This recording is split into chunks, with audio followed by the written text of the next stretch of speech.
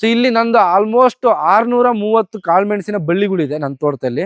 So ಈ 630 ಕಾಳುಮೆಣಸಿನ ಬಳ್ಳಿನಲ್ಲಿ ಇದು almost 4-5 ವರ್ಷದ ಕಾಳುಮೆಣಸಾಗಿದೆ. ಸರಿ ಸುಮಾರು ಪ್ರತಿ ಒಂದು ಗಿಡದಲ್ಲಿ ನನಗೆ ಆವರೇಜ್ 3ರಿಂದ 3.5 kg ಒಣಮೆಣಸು ಬರ್ತಾ ಇದೆ. ಸೊ 3.5 kg ಅಂತಂದ್ರೆ ನಂದು ಈ ವರ್ಷದ ಕಾಳುಮೆಣಸು 18ರಿಂದ 20 ಕ್ವಿಂಟಲ್ ಕಾಳುಮೆಣಸು ಒಳಮೆಣಸಾಗಿದೆ. ಇವತ್ತಿನ ಆದಾಯದ ಮಾರುಕಟ್ಟೆ ಬೆಲೆ 69,500ರಿಂದ 70,000 ರೂಪಾಯಿ ಮಾರುಕಟ್ಟೆ ಬೆಲೆ ಇದೆ. ಸೊ ಇವತ್ತಿನ ಪ್ರೈಸ್ ನಾವು ಲೆಕ್ಕ ಹಾಕೊಂಡ್ರು ಕೂಡ ನಂದು ಕಾಳುಮೆಣಸು ಒಂದರಲ್ಲೇ ಕೂಡ 13.5ರಿಂದ 14 ಲಕ್ಷ ರೂಪಾಯಿ ನಿವ್ವಳ ಲಾಭ ಪಡಿತಾ ಇದ್ದೀನಿ. ಸೊ ಇದು ಅಡಿಕೆ ಮತ್ತೆ ತೆಂಗು ಬಾಳೆ ಹೊರತುಪಡಿಸಿ ನನ್ನ ಕಾಳುಮೆಣಸು ಒಂದರಲ್ಲೇ ನಂದು 618 ಗಿಡಕ್ಕೆ 13.5ರಿಂದ 14 ಲಕ್ಷ ನಂದು ನಿವ್ವಳ ಲಾಭವನ್ನು ಆದಾಯವನ್ನು ಪಡಿತಾ ಇದ್ದೀನಿ ಅಂತಕ್ಕಂಥ ಮಾತನ್ನ ಹೇಳೋದಕ್ಕೆ ಇಷ್ಟಪಡ್ತೀನಿ. ಸೊ ನಾರ್ಮಲಿ ಇಲ್ಲಿ ಕಾಳುಮೆಣಸು ಹಾಕಿದ್ದೀರಿ ಅಂತಂದ್ರೆ ಎಲ್ಲಾ ರೈತರುಗಳು ಹೇಳೋದು ಒಂದೇ ಒಂದು ಕಂಪ್ಲೇಂಟ್ ಅಂದ್ರೆ ಕಾಳುಮೆಣಸು ಹಾಕಿದ ತಕ್ಷಣ ಅಡಿಕೆ ತೋಟ ಹಾಳಾಗುತ್ತೆ, ಅಡಿಕೆನಲ್ಲಿ ಇಳುವರಿ ಕಮ್ಮಿ ಆಗುತ್ತೆ. ಈ ರೀತಿಯಾದ ರೈತರದ್ದು ಒಂದು ಅವೇರ್ನೆಸ್ ಪ್ರಾಬ್ಲಮ್ ತುಂಬಾ ಇರೋದ್ರಿಂದ ಸೊ ಅಡಿಕೆನಲ್ಲಿ ಕಾಳುಮೆಣಸು ಬೆಳೆಯೋದಕ್ಕೆ ತುಂಬಾ ರೈತರು ಹಿಂದೇಟ್ ಆಗ್ತಾ ಇದ್ದಾರೆ. ಸೊ ಆದ್ರೆ ನಾನು ಇಲ್ಲಿ ಯಶಸ್ವಿಯಾಗಿ ಕಾಳುಮೆಣಸನ್ನ ಬೆಳೆದು ಇಲ್ಲಿ 6ನೇ ವರ್ಷ ಆಗಿದೆ. ಸೊ ಇಲ್ಲಿ ನಾವು ಅರ್ಥ ಮಾಡ್ಕೊಬೇಕಾಗಿರೋದು, ಸೊ ಕಾಳುಮೆಣಸನ್ನ ಹಾಕೋದ್ರಿಂದ ನಮ್ಮ ಮುಖ್ಯ ಬೆಳೆ ಆಗಿರ್ತಕ್ಕಂಥ ಅಡಿಕೆನಲ್ಲಿ ಯಾವುದೇ ರೀತಿಯಲ್ಲಿ ಇಳುವರಿ ಕುಂಠಿತ ಆಗೋದಿಲ್ಲ. ಎಲ್ರಿಗೂ ನಮಸ್ಕಾರ. ಈ ಸಾಂಬಾರು ಬೆಳೆಗಳಲ್ಲೇ ರಾಜ ಅಂತ ಕರಿತೀವಿ, ಕಪ್ಪು ಬಂಗಾರ, ಈ ರೀತಿಯಾದ ನಾನಾ ಬಿರುದುಗಳಿಂದ ಪಡೆದಿರ್ತಕ್ಕಂಥ ಒಂದು ಉತ್ತಮವಾದ ಬೆಳೆ ಅಂತಂದ್ರೆ ಕಾಳುಮೆಣಸು ಅಂತ ಕರಿತೀವಿ. ಸುಮಾರು ಇಲ್ಲಿಗೆ 6 ವರ್ಷ ಆಗಿದೆ ನಾನು ಇಲ್ಲಿ ಅಡಿಕೆನಲ್ಲಿ ಕಾಳುಮೆಣಸನ್ನ ಹಾಕಿ. ಕಾಳುಮೆಣಸು ಅಂತ ಬಂತು ಅಂದ್ರೆ ತಳಿ ಆಯ್ಕೆ ಅಂತ ಕರಿತೀವಿ. ನಮ್ಮ ಈ ಕಡೂರು ಭಾಗವನ್ನ ಅರೆಮಲೆನಾಡು ಪ್ರದೇಶ ಅಂತ ಕರಿತೀವಿ. ಈ ಒಂದು ಪ್ರದೇಶಕ್ಕೆ ಸೂಕ್ತವಾದ ತಳಿ ಯಾವುದು ಅನ್ನೋದ್ರ ಬಗ್ಗೆ ನಾವು ಯೋಚನೆ ಮಾಡಬೇಕು. ನಾನು ಸುಮಾರು ರೈತರ ಫೀಲ್ಡ್ಗಳಿಗೆ, ಸುಮಾರು ಕೃಷಿ ಅಥವಾ ತೋಟಗಾರಿಕಾ ಸಂಶೋಧನಾ ಕೇಂದ್ರಗಳು ಇರ್ಬೋದು, ಮತ್ತೆ ಸಾಂಬಾರು ಬೆಳೆಗಳ ಸಂಶೋಧನಾ ಕೇಂದ್ರಗಳಿಗೆ ವಿಸಿಟ್ ಮಾಡಿದಾಗ ಅಲ್ಲೇ ಮಾಹಿತಿನ ಪಡೆದಾಗ ಸೊ ಪಣಿಯೂರು 1 ಮತ್ತು ಪಣಿಯೂರು 2 ಅಂತಕ್ಕಂಥ ವೆರೈಟಿ ನಮ್ಮ ಈ ಒಂದು ಭೌಗೋಳಿಕ ಪ್ರದೇಶಕ್ಕೆ ಅತ್ಯಂತ ಸೂಕ್ತವಾಗಿರ್ತಕ್ಕಂಥ ಒಂದು ತಳಿ ಅಂತ ಹೇಳೋದಕ್ಕೆ ಇಷ್ಟಪಡ್ತೀವಿ. ಈ ಒಂದು ತಳಿನ ನಾವು ಆಯ್ಕೆ ಮಾಡ್ತಾ ಇದೀವಿ ಅಂತಂದಾಗ ಇಲ್ಲಿ 2 ರೀತಿಯಾದ ನರ್ಸರಿಗಳಲ್ಲಿ ನಮಗೆ ಸಸಿಗಳು ಸಿಗ್ತವೆ. ಯಾವ ರೀತಿ ಅಂತಂದ್ರೆ ಗ್ರಾಫ್ಟೆಡ್ ಮತ್ತು ಹಿಪ್ಲಿ ಅಂತ ಬರುತ್ತೆ. ಸೊ ಇಲ್ಲಿ ನಾವು ಗ್ರಾಫ್ಟೆಡ್ ಇರ್ತಕ್ಕಂಥ ತಳಿ ಸಸಿಗಳನ್ನ ನಾವು ಸೆಲೆಕ್ಟ್ ಮಾಡಿರ್ತಕ್ಕಂಥದ್ದು. ಸೊ ಈ ಒಂದು ತಳಿಗಳನ್ನ ನಾವು ಆಯ್ಕೆ ಮಾಡುವ ಸಂದರ್ಭದಲ್ಲಿ ಅಟ್ಲೀಸ್ಟ್ 1ರಿಂದ 1.5 ಅಡಿ ಹೈಟ್ ಬೆಳೆ ಗಿಡಗಳು ಇರ್ತಕ್ಕಂಥದ್ದು ಅಥವಾ 8 ತಿಂಗಳು ನರ್ಸರಿನಲ್ಲಿ ಬೆಳವಣಿಗೆ ಆಗಿರ್ತಕ್ಕಂತಹ ಸಸ್ಯಗಳನ್ನ ನಾವು ಸೆಲೆಕ್ಟ್ ಮಾಡಬೇಕು. ಆ ಸಸ್ಯಗಳನ್ನ ಸೆಲೆಕ್ಟ್ ಮಾಡುವಾಗ ಆ ನರ್ಸರಿನಲ್ಲಿ ಆ ಸಸ್ಯಗಳಿಗೆ ಯಾವುದೇ ರೀತಿಯಾದ ರೋಗ ಮತ್ತು ಕೀಟ ಬಾಧೆ ಇಲ್ಲಿರ್ತಕ್ಕಂಥ ಸಸ್ಯಗಳನ್ನ ನಾವು ಸೆಲೆಕ್ಟ್ ಮಾಡ್ತಕ್ಕಂಥದ್ದು ತುಂಬಾ ಸೂಕ್ತವಾಗಿರುತ್ತೆ. ಪ್ಲಾಂಟಿಂಗ್ ಮೆಥಡ್ ಅಂತ ಕರಿತೀವಿ. ಗಿಡಗಳನ್ನ ನಾವು ಯಾವ ರೀತಿ ಪ್ಲಾಂಟಿಂಗ್ ಮಾಡಬೇಕು ಅಂತಕ್ಕಂಥದ್ದನ್ನ ನೋಡಿದೀವಿ. ಸೊ ಇಲ್ಲಿ ನಾವು ಇನ್ನೊಂದು ಚಿಕ್ಕ ಗಿಡನ ಈಗ ಹಾಕ್ಬಿಟ್ಟು 6 ತಿಂಗಳಾಗಿದೆ. ಸೊ ಇಲ್ಲಿ ರೈತರುಗಳು ನಾವು ಮುಂಚೆ ನಾವೆಲ್ಲ ಏನ್ ತಪ್ಪು ಮಾಡ್ತಾ ಇದ್ವು ಅಂದ್ರೆ, ಸೊ ಯಾವುದೇ ಗಿಡನ ನಾಟಿ ಮಾಡಬೇಕು ಅಂದ್ರೆ ಗುಂಡಿನ ತೆಗೆದ್ಬಿಟ್ಟು ನಾವು ಸಸಿನ ನಾಟಿ ಮಾಡ್ತಾ ಇದ್ವು. ಸೊ ಇಲ್ಲಿ ಏನ್ ಪ್ರಾಬ್ಲಮ್ ಆಗುತ್ತೆ ಮೆಣಸಲ್ಲಿ ಅಂದಾಗ, ಸೊ ನಾವು ಗುಂಡಿನ ತೆಗೆದ್ಬಿಟ್ಟು ಮೆಣಸನ್ನ ನಾಟಿ ಮಾಡುದು ಅಂತಂದಾಗ ನಾವು ಕೊಡ್ತಕ್ಕಂಥ ಡ್ರಿಪ್ ಇರಿಗೇಷನ್ ಇರ್ಬೋದು ಅಥವಾ ನೀರು ಆ ಒಂದು ಗುಂಡಿಯ ಒಳಗಡೆ ಜಾಸ್ತಿ ದಿನಗಳ ಕಾಲ ಸಂಗ್ರಹ ಆಗೋದ್ರಿಂದ ಈ ಮೆಣಸಲ್ಲಿ ವಿಲ್ಟ್ ಬರ್ತಕ್ಕಂಥ ಸಮಸ್ಯೆ ಅಥವಾ ಸೊರಗು ರೋಗ ಬರ್ತಕ್ಕಂಥ ಸಮಸ್ಯೆ ಜಾಸ್ತಿ ಇರುತ್ತೆ. ಸೊ ಅದಕ್ಕೆ ನಾವು ಏನ್ ಮೆಥಡ್ ಮಾಡಿದೀವಿ ಅಂತಂದ್ರೆ, ಅಡಿಕೆ ಗಿಡನ ನಾವು 3/4 ಅಡಿ ಬಿಟ್ಟು ಬಂದಿರ್ತಕ್ಕಂಥ ಸಸ್ಯಗಳನ್ನ, ಮೆಣಸಿನ ಸಸಿಗಳನ್ನ ಜಸ್ಟ್ ನೆಲದ ಮೇಲೆ ಇಟ್ಟು ಅದ್ರ ಮೇಲೆ ಮಣ್ಣಾಕ್ತಕ್ಕಂತಹ ಒಂದು ಪದ್ಧತಿನ ಅಳವಡಿಸ್ಕೊಂಡು ಆ ಒಂದು ಕಾಂಡ ಭಾಗನ ಏರುಮಡಿ ರೀತಿನಲ್ಲಿ ನೈಸರ್ಗಿಕವಾಗಿ ನಾವು ಕ್ರಿಯೇಟ್ ಮಾಡಿದ್ವು ಅಂತಂದ್ರೆ ನಮ್ಮ ಮೆಣಸಲ್ಲಿ ಬರ್ತಕ್ಕಂತಹ ವಿಲ್ಟ್ ಸಮಸ್ಯೆ ಅಂತಕ್ಕಂಥದ್ದನ್ನ ನಾವು ಅರ್ಲಿ ಸ್ಟೇಜ್ ಅಂದ್ರೆ ಗಿಡದ ಬೆಳವಣಿಗೆ ಹಂತದಲ್ಲಿ ಯಶಸ್ವಿಯಾಗಿ ನಿಯಂತ್ರಣ ಮಾಡ್ಬೋದು. ದೊಡ್ಡದಿರ್ತಕ್ಕಂಥ ಮೆಣಸು ಬಳ್ಳಿ ನೋಡಿದ್ವು ಅಂದ್ರೆ ಆ ಕಾಂಡ ಭಾಗ ನಾವು ನೋಡಿದ್ವು ಅಂದ್ರೆ ಏರುಮಡಿಯಾಗಿ ದಿನ್ನೆಯಾಗಿ ಮಾರ್ಪಾಟು ಫಿಸಿಕಲ್ ಸ್ಟ್ರಕ್ಚರ್ನ ನಾವು ಕ್ರಿಯೇಟ್ ಮಾಡಿದೀವಿ. ಈ ರೀತಿ ಮಾಡೋದ್ರಿಂದ ನಾವು ಕಾಳು ಮೆಣಸಿನಲ್ಲಿ ತೇವಾಂಶದ ಅಥವಾ ನೀರಿನ ಇಂಬ್ಯಾಲೆನ್ಸ್ಡ್ ಮೇಂಟೆನೆನ್ಸ್ ಇಂದ ಬರ್ತಕ್ಕಂತಹ ಶೀಘ್ರ ಸೊರಗು ರೋಗನ ನಾವು ಯಶಸ್ವಿಯಾಗಿ ನಿಯಂತ್ರಣ ಮಾಡ್ಬೋದು. ಯಾವ ಸಮಯದಲ್ಲಿ ಗಿಡನ ನಾವು ನಾಟಿ ಮಾಡ್ತಕ್ಕಂಥದ್ದು ಭಾರಿ ಮುಖ್ಯವಾಗಿರುತ್ತೆ. ಸೊ ಪ್ರೀ ಮಾನ್ಸೂನ್ ಅಥವಾ ಮೇ ಜೂನ್ ಅಂತಕ್ಕಂಥದ್ದು, ಸೊ ಕಾಳು ಮೆಣಸನ್ನ ಅಥವಾ ಜೂನ್ ತಿಂಗಳು ಅಂತಕ್ಕಂಥದ್ದು ಅತ್ಯಂತ ಸೂಕ್ತವಾದ ಸಮಯ. ಕಾಳು ಮೆಣಸನ್ನ ನಾಟಿ ಮಾಡಿದ್ದಾರೆ ಅಂದ್ರೆ ಸೊ ದಯವಿಟ್ಟು ಆ ಒಂದು ಪ್ರದೇಶದಲ್ಲಿ ಇರ್ತಕ್ಕಂತಹ ಕಳೆನ ಸೊ ಮ್ಯಾನ್ಯುಯಲಿ ಅಂತ ಕರಿತೀವಿ.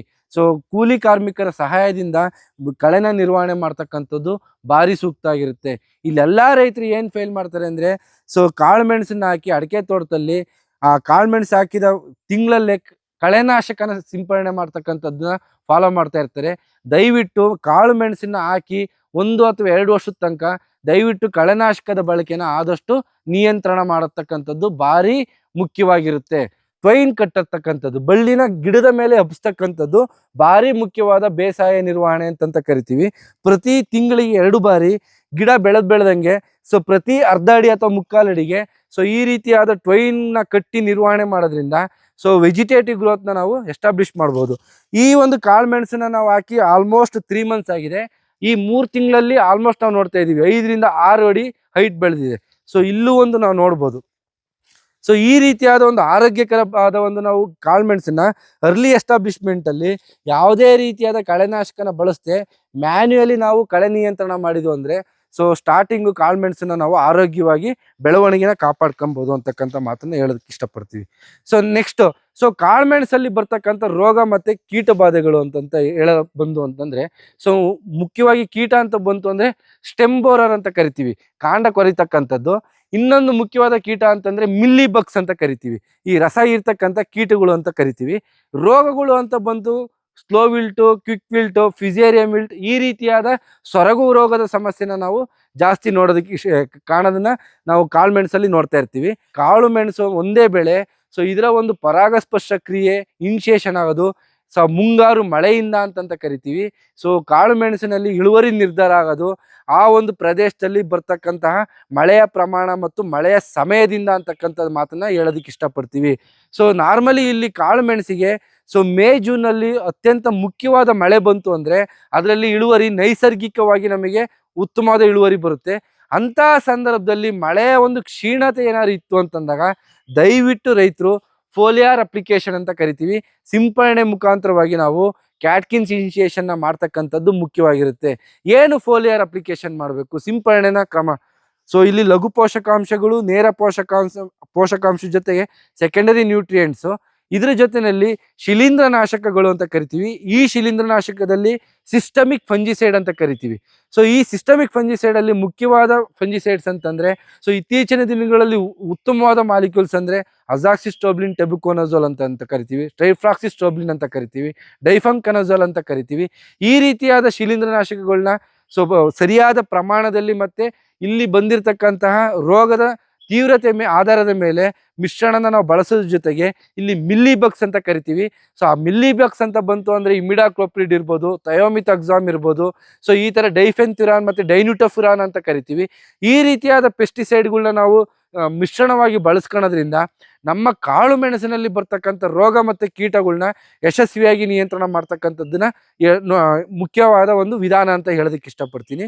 ಇನ್ನೊಂದು ಬಹುಮುಖ್ಯವಾದ ವಿಚಾರನ ಹೇಳೋದನ್ನ ಮರ್ತೆ, ಸೊ ಇಲ್ಲಿ ದಯವಿಟ್ಟು ಯಾವುದೇ ರೈತರು ತಾವು ತಮ್ಮ ಜಮೀನಿನಲ್ಲಿ ಕಾಳು ಮೆಣಸನ್ನ ಬೆಳಿತಾ ಇದ್ದೀರಾ ಅಂತಂದ್ರೆ ನಿಮ್ಮ ಆ ಕಾಳು ಮೆಣಸಿನ ಜಮೀನಲ್ಲಿ ಫಸ್ಟ್ ಏಡ್ ಕಿಟ್ ತರ ಸೊ ತುರ್ತು ನಿರ್ಗಮ ಇದನ್ನ ಪರಿಸ್ಥಿತಿನಲ್ಲಿ ನಿಮ್ಮ ಜಮೀನಲ್ಲಿ ಯಾವಾಗಲೂ ಕೂಡ ರೈತರು ಟ್ರೈಕೋಡರ್ಮಾ, ಸುಡೋಮೊನಾಸ್ ಮತ್ತೆ ಅರ್ಕಾ ಮೈಕ್ರೋಬಿಯಲ್ ಕನ್ಸಾಶಿಯಾ ಅಂತಕ್ಕಂತಹ ಜೈವಿಕ ಶಿಲೀಂಧ್ರನಾಶಕಗಳನ್ನ ನಿಮ್ಮ ಮೆಣಸಿನ ತೋಟದಲ್ಲಿ ಪ್ರತಿ 3 ತಿಂಗಳಿಗೊಮ್ಮೆ ಸೊ ನಿಮ್ಮ ಮೆಣಸಿನ ಬೆಳೆನಲ್ಲಿ ನೀವು ಬಳಸಿದ್ದೇ ಆದರೆ ನಿಮ್ಮ ಜಮೀನಲ್ಲಿ ಬರ್ತಕ್ಕಂತಹ ಯಾವುದೇ ಸಮಸ್ಯೆಗಳನ್ನು ಕೂಡ ಮುಂಜಾಗೃತ ಕ್ರಮವಾಗಿ ಮತ್ತು ಯಶಸ್ವಿಯಾಗಿ ನಿಯಂತ್ರಣ ಮಾಡ್ಬೋದು ಅಂತಕ್ಕಂಥ ಮಾತನ್ನ ಹೇಳೋದಕ್ಕೆ ಇಷ್ಟಪಡ್ತೀನಿ. ಇತ್ತೀಚಿನ ದಿನಗಳಲ್ಲಿ ಎಲ್ಲ ರೈತರುಗಳು ಕೂಡ ಜಮೀನನ್ನ ಜಾಸ್ತಿ ಮಾಡ್ತಾ ಇದ್ದಾರೆ. ಸೊ ಇಲ್ಲಿ ಮುಖ್ಯವಾಗಿ ಕೃಷಿನಲ್ಲಿ ಬರ್ತಕ್ಕಂಥದ್ದು ಸಮಸ್ಯೆ ಅಂದ್ರೆ ಲೇಬರ್ ಸಮಸ್ಯೆ. ಎರಡನೇದು ಜಮೀನಿಗಿರ್ತಕ್ಕಂತಹ ಬಂಗಾರದಂಥ ಬೆಲೆ ಕೂಡ ಜಾಸ್ತಿ ಆಗಿದೆ. ಇವತ್ತು ನಾನು ಅಷ್ಟೊಂದು ಲಕ್ಷಾಂತರ ರೂಪಾಯಿ ಅಥವಾ ಕೋಟ್ಯಾಂತರ ರೂಪಾಯಿ ಇನ್ವೆಸ್ಟ್ಮೆಂಟ್ ಮಾಡಿ ಸೊ ಆ ಬೆಳೆನಲ್ಲಿ ನಾವು ಕೇವಲ ಒಂದೇ ರೀತಿಯಾದ ಬೆಳೆಗಳನ್ನ ಹಾಕಿ ಅದ್ರದ್ದು ರಿಟರ್ನ್ಸ್ ತಗೊಂತೀನಿ ಅಂದ್ರೆ ತುಂಬಾ ಕಷ್ಟ ಮತ್ತೆ ಅಸಾಧ್ಯವಾದ ಒಂದು ಪರಿಸ್ಥಿತಿ ಅಂತ ಹೇಳೋದಕ್ಕೆ ಇಷ್ಟಪಡ್ತೀನಿ. ಇಂಥ ಸಂದರ್ಭದಲ್ಲಿ ಇರೋ ಜಮೀನಲ್ಲೇ ರೈತರುಗಳು ಕೂಡ ಸೊ ಬರ್ತಕ್ಕಂತಹ ಬೆಳೆ ಪದ್ಧತಿಗಳನ್ನ ಜಾಸ್ತಿ ಮಾಡ್ಕೊಂಡು ಮಿಶ್ರ ಬೆಳೆ ಪದ್ಧತಿಗಳನ್ನ ಅಳವಡಿಸ್ಕೊಳ್ಳೋದ್ರಲ್ಲೂ ಕೂಡ ಈ ರೀತಿಯಾದ ಸಾಂಬಾರು ಬೆಳೆಗಳನ್ನ ನಾವು ಅಳವಡಿಸ್ಕೊಂಡು ಅಂದ್ರೆ ರೈತರಿಗೆ ಅವರ ಒಂದು ಕೃಷಿನಲ್ಲಿ ಬರ್ತಕ್ಕಂಥ ಆದಾಯ ಕೂಡ 3 ರಿಂದ 4 ಪಟ್ಟು ಜಾಸ್ತಿ ಆಗ್ತಕ್ಕಂಥದ್ದನ್ನ ನಾವು ನೋಡ್ತೀವಿ. ಮತ್ತೆ ಎರಡನೇದು ಈ ರೈತರು ಅಂತ ಬಂತು ಅಂದ್ರೆ ಅವರಿಗೆ ಬರ್ತಕ್ಕಂಥದ್ದು ಕೃಷಿ ಒಂದೇ ಸಮಸ್ಯೆ ಅಲ್ಲ, ಅವರ ಒಂದು ದೈನಂದಿನ ಜೀವನದಲ್ಲೂ ಬರ್ತಕ್ಕಂಥ ಖರ್ಚು ಮತ್ತೆ ಸಮಸ್ಯೆಗಳು ತುಂಬಾ ಜಾಸ್ತಿ ಇರುತ್ತೆ. ಕಾರಣ ಏನು ಅಂತಂದ್ರೆ ಯಾವುದೇ ಒಬ್ಬ ಗೌರ್ಮೆಂಟ್ ನೌಕರಿದಾರ ಇದ್ರು ಅಂತಂದ್ರೆ ಅವರಿಗೆ ಇನ್ಶೂರೆನ್ಸ್ ಇರ್ಬೋದು, ಪೆನ್ಷನ್ ಇರ್ಬೋದು, ಈ ರೀತಿಯಾದ ಒಂದು ಸವಲತ್ತುಗಳು ಇರುತ್ತೆ. ಆದರೆ ರೈತ ಒಬ್ಬನೇ ಈ ರೀತಿಯಾದ ಮಾಹಿತಿಯ ಕೊರತೆಯಿಂದ ಅವನ ಜೀವನದಲ್ಲಿ ಬರ್ತಕ್ಕಂಥ ಸಮಸ್ಯೆಗಳನ್ನ ಸೊ ಓವರ್ಕಮ್ ಮಾಡೋದು ಕಷ್ಟ ಇರುತ್ತೆ. ಇಂಥ ಸಂದರ್ಭದಲ್ಲಿ ಈ ರೀತಿಯಾದ ಬೆಳೆಗಳನ್ನ ನಾವು ಹಾಕೊಂಡು ಅಂತಂದ್ರೆ ಸೊ ರೈತ ಇನ್ನೂ 4 ಜನನ ಸಾಕ್ತಕ್ಕಂಥ ಸಾಮರ್ಥ್ಯನ ಅವನಿಗೆ ಬರುತ್ತೆ ಅಂತಕ್ಕಂಥ ಮಾತನ್ನ ಹೇಳೋದಕ್ಕೆ ಇಷ್ಟಪಡ್ತೀನಿ. ಇಲ್ಲಿ ನೋಡ್ತಾ ಇದೀವಿ ಇತ್ತೀಚಿನ ದಿನಗಳಲ್ಲಿ ಒಬ್ಬ ರೈತ ಅಂತ ಬಂದಾಗ ಒಬ್ಬ ಗೌರ್ಮೆಂಟ್ ನೌಕರಿದಾರನಿಗೆ ಎಷ್ಟು ಖರ್ಚಿರುತ್ತೆ ಅದ್ರ ಅಷ್ಟೇ ಖರ್ಚು ರೈತಂಗಿರುತ್ತೆ. ಇಂಥ ಸಂದರ್ಭದಲ್ಲಿ ಮಕ್ಕಳು ಎಜುಕೇಶನ್ ಇರ್ಬೋದು, ಒಂದು ಹಾಸ್ಪಿಟಲ್ ಖರ್ಚಿರ್ಬೋದು, ದೈನಂದಿನ ಖರ್ಚಿರ್ಬೋದು, ಪ್ರತಿಯೊಂದು ಖರ್ಚನ್ನು ರೈತ ಕೇವಲ ಒಂದೇ ಬೆಳೆನಲ್ಲಿ ಅವಲಂಬಿತ ಆದ್ರೆ ಸೊ ಅವನು ಯಾವುದೇ ರೀತಿಯಾದ ಒಂದು ಆರ್ಥಿಕವಾದ ಜೀವನವನ್ನ ಸಾಗಿಸೋದು ತುಂಬಾ ಕಷ್ಟ ಆಗಿರುತ್ತೆ. ಇಂಥ ಸಂದರ್ಭದಲ್ಲಿ ರೈತರು ತಮ್ಮ ಜಮೀನುಗಳಲ್ಲಿ ಈ ರೀತಿಯಾದ ವೈಜ್ಞಾನಿಕವಾಗಿ ಬೆಳೆ ಅಳವಡಿಕೆನ ನಾವು ಮಿಶ್ರ ಬೆಳೆ ಪದ್ಧತಿ ಅಳವಡಿಸ್ಕೊಂಡು ಅಂದ್ರೆ ಅವನಿಗೆ ಬರ್ತಕ್ಕಂಥ ಯಾವುದೇ ರೀತಿಯ ಸಮಸ್ಯೆಗಳನ್ನ ಯಶಸ್ವಿಯಾಗಿ ನಿಯಂತ್ರಣ ಮಾಡಿ ಈ ಹೆಂಗೆ ನಾವು ಸಾಂಬಾರು ಬೆಳೆಗಳಲ್ಲಿ ಕರಿಮೆಣಸನ್ನ ರಾಜ ಅಂತ ಕರಿತೀವೋ, ಕಾಳು ಮೆಣಸನ್ನ ಬೆಳಿತಕ್ಕಂಥ ರೈತನಿಗೂ ಕೂಡ ರಾಜ ಅಂತಕ್ಕಂಥ ಕರೆಸ್ಕಂತಕ್ಕಂತಹ ಎಲ್ಲಾ ಸಾಮರ್ಥ್ಯ ಬರುತ್ತೆ ಅಂತಕ್ಕಂಥ ಮಾತನ್ನ ಹೇಳೋದಕ್ಕೆ ಇಷ್ಟಪಡ್ತೀನಿ. ಸೊ ನಾನು ಕಾಳು ಮೆಣಸನ್ನ ನಾಟಿ ಮಾಡಿ ಸೊ ಸರಿಸುಮಾರು 1.5 ಇಂದ 2 ವರ್ಷಕ್ಕೆ ಇಳುವರಿ ಸ್ಟಾರ್ಟ್ ಆಯಿತು. ಸೊ ಇಲ್ಲಿ ನನಗೆ ಮೊದಲನೇ ವರ್ಷ ಪ್ರತಿ ಕಾಳು ಮೆಣಸು ಗಿಡದಲ್ಲೂ ಕೂಡ ಅರ್ಧ kg ಅಷ್ಟು ಇಳುವರಿ ಬರೋಕ್ಕೆ ಸ್ಟಾರ್ಟ್ ಆಯಿತು. 3ನೇ ವರ್ಷ ಮತ್ತು 4ನೇ ವರ್ಷದಿಂದ ನನಗೆ ಪ್ರತಿ ಕಾಳು ಮೆಣಸು ಬಳ್ಳಿನಲ್ಲೂ ಕೂಡ ಸರಾಸರಿಯಾಗಿ 3 kg ಒಣಮೆಣಸು ಬರೋದಕ್ಕೆ ಸ್ಟಾರ್ಟ್ ಆಗಿದೆ. ಸೊ ಇಲ್ಲಿ ನಂದು ಆಲ್ಮೋಸ್ಟ್ ಈಗ 5 ರಿಂದ 6 ವರ್ಷ ಆಗಿದೆ. ಸೊ ಕಾಳು ಮೆಣಸಿನ ನಾವು ಆಲ್ಮೋಸ್ಟ್ 20-25 ವರ್ಷದ ತನಕನೂ ಕಾಪಾಡಿರ್ತಕ್ಕಂತಹ ಕೆಲವೊಂದು ನಿದರ್ಶನಗಳು ಕೂಡ ನೋಡಿದ್ದೀವಿ. ಸೊ ಈ ರೀತಿಯಾಗಿ ಇಲ್ಲಿ ನಮಗೆ ಖರ್ಚನ್ನ ಹೇಳೋದಕ್ಕೆ ಇಷ್ಟಪಡ್ತೀನಿ. ಇಲ್ಲಿ ನಾನು ಮುಂಚೆ ಅಡಿಕೆ ಮತ್ತು ತೆಂಗು ಇದ್ದಾಗ ಎಷ್ಟು ಖರ್ಚು ಮಾಡ್ತಾ ಇದ್ನೋ ಸೊ ಕಾಳು ಮೆಣಸು ಹಾಕಿದಾಗಲೂ ಕೂಡ ನನ್ನ ತೋಟದ ಖರ್ಚು ಅಷ್ಟೇ ಇದೆ. ಯಾವುದೇ ರೀತಿಯಾಗಿ ಖರ್ಚು ಕೂಡ ಯಾವುದೇ ರೀತಿಯಾಗಿ ಜಾಸ್ತಿ ಆಗಿಲ್ಲ. ಸೊ ಇಲ್ಲಿ ಮುಂಚೆ ನಾವು ಬರೀ ತೆಂಗು ಮತ್ತು ಕಾಳು ಮೆಣಸು ಇದ್ದಾಗ ಎಷ್ಟು ನೀರನ್ನ ಮತ್ತು ಪೋಷಕಾಂಶಗಳನ್ನ ಕೊಡ್ತಾ ಇದ್ದೀನೋ ಸೊ ಕಾಳು ಮೆಣಸು ಹಾಕಿದಾಗಲೂ ನನಗೆ ನೀರಿನ ನಿರ್ವಹಣೆ ಕೂಡ ಅಷ್ಟೇ ಮಾಡ್ತಾ ಇದ್ದೀನಿ. ಕೊಡ್ತಕ್ಕಂಥ ಗೊಬ್ಬರದಲ್ಲಿ ಮತ್ತೆ ಜೈವಿಕ ಗೊಬ್ಬರದಲ್ಲಿ ಪ್ರಮಾಣವನ್ನ ಜಾಸ್ತಿ ಮಾಡ್ತಾ ಇದ್ದೀನಿ. ಸೊ ಕಾರಣ ಏನು ಅಂತಂದ್ರೆ ಒಂದೇ ಗಿಡದಲ್ಲಿ ನಾವು 2 ರೀತಿಯಾದ ಬೆಳೆಗಳನ್ನ ಬೆಳಿತಾ ಇದೀವಿ ಅಂತಂದಾಗ ಆ ಒಂದು ಬೆಳೆಗಳಿಗೆ ಬೇಕಾಗಿರ್ತಕ್ಕಂಥ ಪೋಷಕಾಂಶಗಳ ನಿರ್ವಹಣೆನೂ ಕೂಡ ಜಾಸ್ತಿ ಇರುತ್ತೆ. ಅಂತ ಒಂದು ಸಂದರ್ಭದಲ್ಲಿ ಈ ಒಂದು ಕೊಟ್ಟಿಗೆ ಗೊಬ್ಬರದ ನಿರ್ವಹಣೆ ಇರ್ಬೋದು, ಮತ್ತೆ ಬ್ಯಾಲೆನ್ಸ್ಡ್ ನ್ಯೂಟ್ರಿಯೆಂಟ್ಸ್ ಅಂತ ಕರಿತೀವಿ, ಸಮಗ್ರವಾದ ಪೋಷಕಾಂಶಗಳ ನಿರ್ವಹಣೆನೂ ಕೂಡ ನಾವು ಈ ವೈಜ್ಞಾನಿಕವಾಗಿ ಅಳವಡಿಸ್ಕೊಳ್ಳೋದ್ರಿಂದ ನಮಗೆ ಈ ಒಂದು ಮುಖ್ಯವಾದ ಬೆಳೆಗಳಾಗಿರ್ತಕ್ಕಂಥ ಅಡಿಕೆನಲ್ಲೂ ಕೂಡ ಇಳುವರಿ ಕಮ್ಮಿ ಆಗ್ದಂಗೆ ಸೊ ಎಲ್ಲಾ ಬೆಳೆಗಳಲ್ಲೂ ಕೂಡ ನಾನು ಸಮಗ್ರವಾಗಿ ಮತ್ತು ಉತ್ತಮವಾದ ಇಳುವರಿನೂ ಕೂಡ ಪಡಿತಾ ಇದ್ದೀನಿ ಅಂತಕ್ಕಂಥ ಮಾತನ್ನ ಹೇಳೋದಕ್ಕೆ ಇಷ್ಟಪಡ್ತಾ ಇದ್ದೀನಿ. ಕಾಳು ಮೆಣಸಿನ ಒಂದು ಗುಣಲಕ್ಷಣ ಏನು ಅಂತಂದ್ರೆ ಸೊ ಬೇರೆ ಬೆಳೆ ಬೆಳೀತು ಅಂತಂದ್ರೆ ನಮಗೆ ನಿಖರವಾದ ಮಾರುಕಟ್ಟೆಯ ಮಾಹಿತಿ ಇರೋದಿಲ್ಲ, ಮತ್ತೆ ಆರ್ಥಿಕವಾಗಿ ಕೂಡ ಪ್ರತಿ ವರ್ಷನೂ ಕೂಡ ಒಂದು ಕಾನ್ಸ್ಟೆಂಟ್ ಪ್ರೈಸು ಈ ಬೇರೆ ಬೆಳೆಗಳಲ್ಲಿ ಇರೋದಿಲ್ಲ. ಎಕ್ಸಾಂಪಲ್ ಅಡಿಕೆ ಅಂತಲೇ ತಗೊಂಡು ಅಂತಂದ್ರೆ ಸುಮಾರು 5 ವರ್ಷಗಳ ಹಿಂದೆ ಅಡಿಕೆಯ ಮಾರುಕಟ್ಟೆ ಬೆಲೆ 30,000 ರೂಪಾಯಿ ಪ್ರತಿ ಕ್ವಿಂಟಾಲಿಗಿತ್ತು. ಈ 5 ವರ್ಷದಿಂದ ಈ ಕಡೆಗೆ ಅಡಿಕೆ ಬೆಳೆ 50 ರಿಂದ 55,000 ರೂಪಾಯಿಗೆ ಹೋಗಿದೆ. ಆದ್ರೂ ಕೂಡ ಇತ್ತೀಚಿನ ದಿನದಲ್ಲಿ ಯಾರು ಅಡಿಕೆ ಬೆಳೆಗಳನ್ನ ಆಲ್ರೆಡಿ ಬೆಳೀತಿದಾರೋ ಅವರಿಗೂ ಕೂಡ ಇವಾಗ ತಲೆನಲ್ಲಿ ಇರ್ತಕ್ಕಂಥ ಸಮಸ್ಯೆ ಫ್ಯೂಚರ್ ಅಲ್ಲಿ ಅಡಿಕೆಗೆ ಬೆಲೆ ಇರುತ್ತೋ ಇಲ್ವೋ ಅಂತಕ್ಕಂಥ ಒಂದು ಪ್ರಶ್ನೆ ಇವಾಗ್ಲೂ ಕಾಡ್ತಾ ಇದೆ. ಕಾರಣ ಏನು ಅಂತಂದ್ರೆ ಈಗ ನೋಡ್ತಾ ಇದೀವಿ ಸೊ ಈ ಅಡಿಕೆಯನ್ನ ಕೆಲವೊಂದ್ಸತಿ ಜನಗಳೇನಂತಾರೆ ಅಂದ್ರೆ ಆರೋಗ್ಯಕ್ಕೆ ಹಾನಿಕಾರಕ ಅಂತಂತ ಕೆಲವೊಂದು ಹೇಳಿಕೆಗಳನ್ನ ನಾವು ನೋಡೋದಕ್ಕೆ ಬಂದಿದೀವಿ. ಸೊ ಇಂತಹ ಒಂದು ಸಂದರ್ಭದಲ್ಲಿ ರೈತರಿಗೆ ಆಲ್ಟರ್ನೇಟ್ ಆಗಿ ಅಥವಾ ಬೆನ್ನೆಲುಬಾಗಿ ಇನ್ನೊಂದು ಮುಖ್ಯವಾದ ಬೆಳೆಗಳು ಅಂತಂತಂದ್ರೆ ಅದರಲ್ಲಿ ಮುಖ್ಯವಾಗಿ ಕಾಳು ಮೆಣಸು ಅಂತ ಕರಿತೀವಿ. ಈ ಕಾಳು ಮೆಣಸನ್ನ ನಾನು ಬೆಳೆಯಕ್ಕೆ 6 ವರ್ಷ ಆಗಿದೆ. ಈ 6 ವರ್ಷದಲ್ಲೂ ಕೂಡ ನಾನು ಯಾವುದೇ ಕಾರಣಕ್ಕೂ ಮಾರ್ಕೆಟ್ ಅಲ್ಲಿ ಬೆಲೆ ಕಡಿಮೆ ಆಗಿದೆ ಅಂತಕ್ಕಂಥ ನಿದರ್ಶನ ನಾನು ನೋಡೇ ಇಲ್ಲ. ಪ್ರತಿ ವರ್ಷನೂ ಕೂಡ ಇದರ ಮಾರುಕಟ್ಟೆ ಬೆಲೆ ಜಾಸ್ತಿ ಆಗ್ತಿದೆಯೇ ಹೊರತು ಇದರ ಮಾರುಕಟ್ಟೆ ಬೆಲೆ ಕಡಿಮೆ ಆಗ್ತಾ ಇಲ್ಲ. ಸೊ ನಾವು ನೋಡ್ತಾ ಇದೀವಿ ಕಾಳು ಮೆಣಸನ್ನು ಏನಕ್ಕೆ ಬಳಸ್ತಾರೆ ಅಂತಕ್ಕಂಥದ್ದು. ಕಾಳು ಮೆಣಸನ್ನ ನಾವು ಬರೀ ಕೇವಲ ಆಹಾರ ಪದಾರ್ಥವಾಗಿ ನಾವು ಬಳಸ್ತಾ ಇಲ್ಲ. ಸೊ ಇದರ ಒಂದು ವೈದ್ಯಕೀಯ ಗುಣಲಕ್ಷಣಗಳಿಂದ ಸೊ ನಮಗೆ ಬರ್ತಕ್ಕಂಥ ನಾನಾ ರೀತಿಯಾದ ಆರೋಗ್ಯ ಸಮಸ್ಯೆಗಳಿಗೆ ಈ ಒಂದು ಕಾಳು ಮೆಣಸನ್ನ ಸೊ ವೈದ್ಯಕೀಯ ಫೀಲ್ಡ್ಗಳಲ್ಲಿ ಮೆಡಿಸಿನ್ ಫೀಲ್ಡಲ್ಲೂ ಕೂಡ ಈ ಒಂದು ಕಾಳು ಮೆಣಸಿನ ಒಂದು ಉಪಯೋಗ ಜಾಸ್ತಿ ಇದೆ. ಮತ್ತೆ ಕಾಸ್ಮೆಟಿಕ್ಸ್ ಅಂತ ಕರಿತೀವಿ ಸೊ ಈ ಒಂದು ಸೌಂದರ್ಯ ವರ್ಧಕಗಳಲ್ಲಿಯೂ ಕೂಡ ಈ ಒಂದು ಬಳಕೆನ ಜಾಸ್ತಿ ಮಾಡ್ತಾ ಇದ್ದಾರೆ. ಮತ್ತೆ ಈ ಒಂದು ಮೆಡಿಸಿನಲ್ ಪ್ರಾಪರ್ಟಿ ಇರೋದ್ರಿಂದ ಮೆಡಿಸಿನಲ್ ವ್ಯಾಲ್ಯೂ ಜಾಸ್ತಿ ಇರೋದ್ರಿಂದ ಇದರ ಒಂದು ಬೆಲೆ ಯಾವುದೇ ಕಾರಣಕ್ಕೂ ಕಮ್ಮಿ ಆಗೋದಿಲ್ಲ.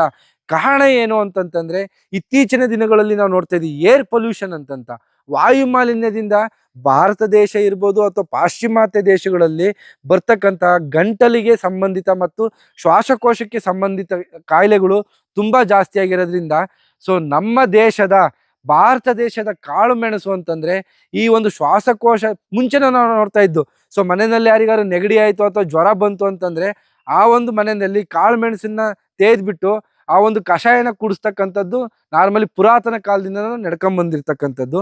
ಅದೇ ರೀತಿಯಾಗಿ ಇವಾಗಲೂ ಕೂಡ ಪ್ರಪಂಚದಾದ್ಯಂತ ಮತ್ತು ಸಂಶೋಧನೆ ಪ್ರಕಾರ ಕಾಳುಮೆಣಸು ಸರ್ವ ರೋಗಕ್ಕೂ ಮತ್ತು ಸರ್ವ ಕಾಯಿಲೆಗಳಿಗೂ ಮದ್ದು ಅಂತಕ್ಕಂಥ ಒಂದು ಸಂಶೋಧನೆವಾಗಿ ನಿಖರವಾಗಿದೆ. ಸೊ ಅದರಿಂದ ಈ ಒಂದು ಕಾಳುಮೆಣಸಿನ ಮಾರುಕಟ್ಟೆ ಬೆಲೆ ಇನ್ನು ಕಡಿಮೆ ಆಗೋದಿಲ್ಲ ಅಂತಕ್ಕಂಥ ಮಾತನ್ನ ಹೇಳ್ತೀನಿ.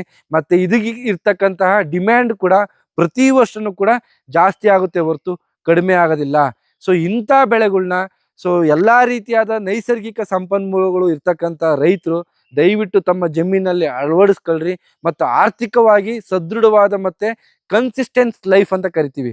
ಸೊ ತಮ್ಮ ಜೀವನ ಶೈಲಿಯನ್ನು ಕೂಡ ನೀವು ರಾಜರ ತರ ಲೀಡ್ ಮಾಡ್ಬೋದು ಅಂತಕ್ಕಂಥ ಒಂದು ನಿದರ್ಶನ ಕೂಡ ನಾನು ಹೇಳೋದಕ್ಕೆ ಇಷ್ಟಪಡ್ತೀನಿ. ನೋಡಿ, ಕಾಳುಮೆಣಸು ಅಂದ್ರೆ ಈ ರೀತಿಯಾದ ಒಂದು ವೆಜಿಟೇಟಿವ್ ಇರ್ಬೋದು, ರೀಪ್ರೊಡಕ್ಟಿವ್ ಗ್ರೋತ್ ಎರಡೂ ಕೂಡ ಬ್ಯಾಲೆನ್ಸ್ಡ್ ವೇನಲ್ಲಿ ಇರಬೇಕು.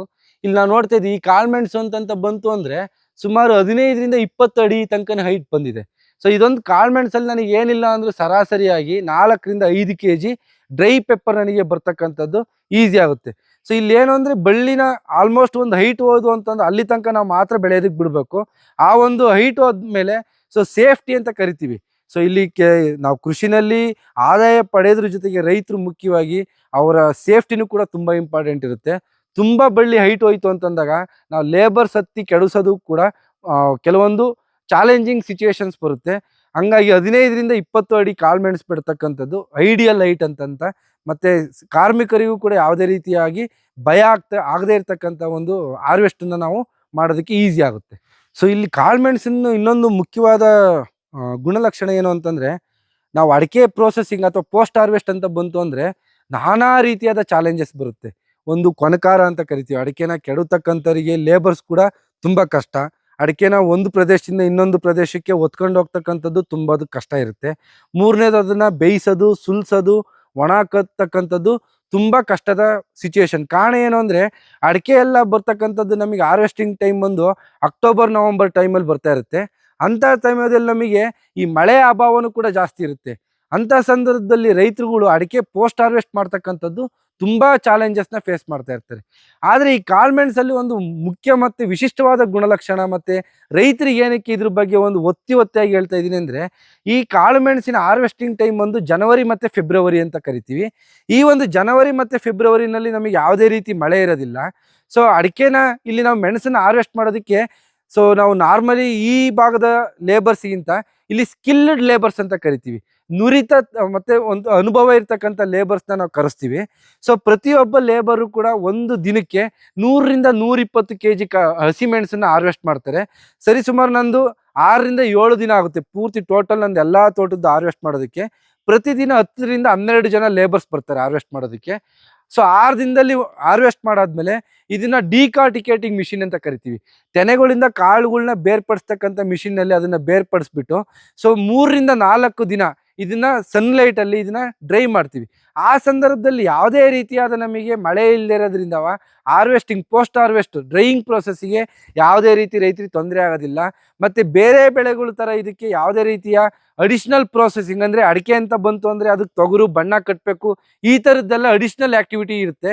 ಇದರಲ್ಲಿ ಯಾವುದೇ ರೀತಿಯಾದ ಪೋಸ್ಟ್ ಹಾರ್ವೆಸ್ಟ್ ರಿಸ್ಕ್ ಅಂತೂ ರೈತರಿಗೆ ಇರೋದೇ ಇಲ್ಲ.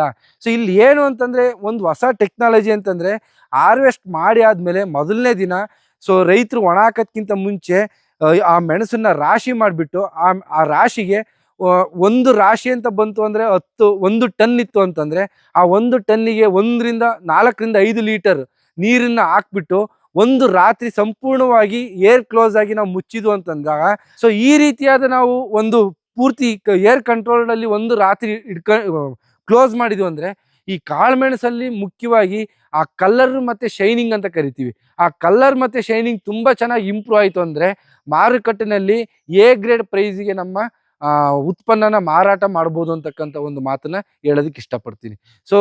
ತುಂಬಾ ಚೆನ್ನಾಗಿ ಬಿಸಿಲಿತ್ತು ಅಂತಂದ್ರೆ ಆ ಒಂದು ಫೆಬ್ರವರಿ ಹಾರ್ವೆಸ್ಟ್ ನಲ್ಲಿ 3ರಿಂದ 4 ಬಿಸಿಲಿಗೆ ಒಣ ಹಾಕಿದ್ರೆ ಅದು ಒಂದು ಯೋಗ್ಯವಾದ ಡ್ರೈಯಿಂಗ್ ಪ್ರೋಸೆಸ್ ಅಂತ ಹೇಳೋದಕ್ಕೆ ಇಷ್ಟಪಡ್ತೀನಿ.